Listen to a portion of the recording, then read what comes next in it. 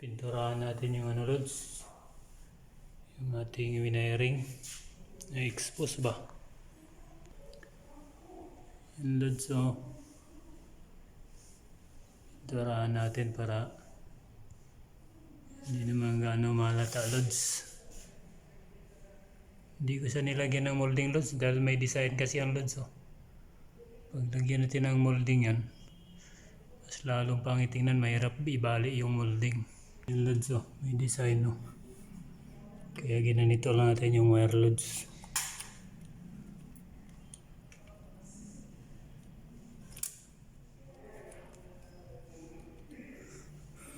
May design. Pag lagyan mo ng molding, pangit. At least ganitong wire, lods, maganda siya ibali. Pinturahan natin, lods.